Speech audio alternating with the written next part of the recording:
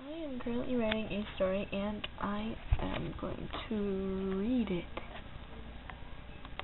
Yep, read it. Just think, it's like elementary school when you didn't feel like reading books, so you listened to the tapes. For as long as she could remember, Pierre had been a slave at Hawthorn Heights. She had no memories of life with beds, baths, loves, family, or even toilets. Pierre was a simple girl, with only the knowledge of reading. She kept a small journal her mother had given her before she was killed, filled with her stories that she never got to tell Pierre when she was a child. Pierre thrived on these stories, only reading them when she was sure no one would see. If anyone had ever saw them, they would surely report her and have her whipped.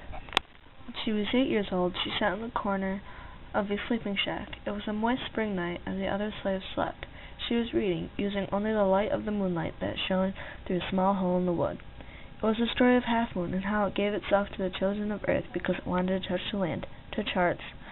As Pierre read the story, she was interrupted by a gasp that came from an adult who was just sleeping, so heavily nothing could wake her. "You should not be reading, child," she said, her voice wavering in the cold. Pierre slowly shut her mother's journal and stood up, walking to her, being careful of the others. "I'm reading the last thing I can hold on to. I can't hold on to my mother, because she is dead. I cannot hold on to my father, because he is dead too. I can hold on to this, only because it's the one thing that will never die. If it's burned, then I will dream of the tales it holds. If it's ripped, then I will slowly put the pieces back together." Pierre paused, looking into the eyes of the woman as she shivered from the cold, her breath a white mist. "I know you must tell, but only tell that I was not doing my chores, because if I lose this, it won't make a difference to me. Only that I have no point of living. What else am I here for, other than to read my mother's memories? Nothing but this place, something I would easily take my life for, because it's so rotten and full of evil here." Pierre crawled back to the corner, hugging her journal tightly. The woman lay down, sighing heavily. The woman reported it, and Pierre was whipped the next day. When Pierre was only 10 years of life, she was whipped on her birthday for not doing her duty at the cows because she had to get a small drink of water.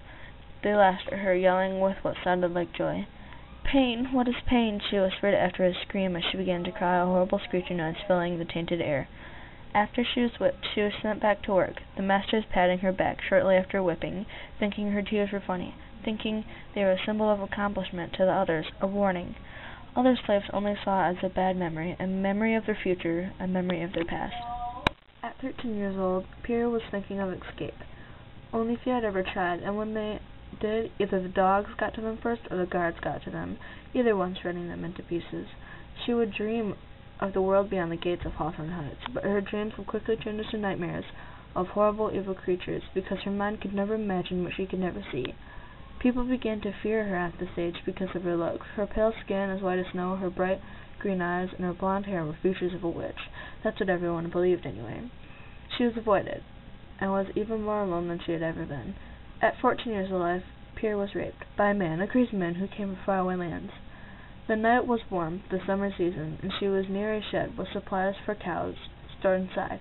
Milking a cow silently, finishing her duties for the day, a man with brown hair and mud-brown eyes came to her, dressed in clothes the guards wore.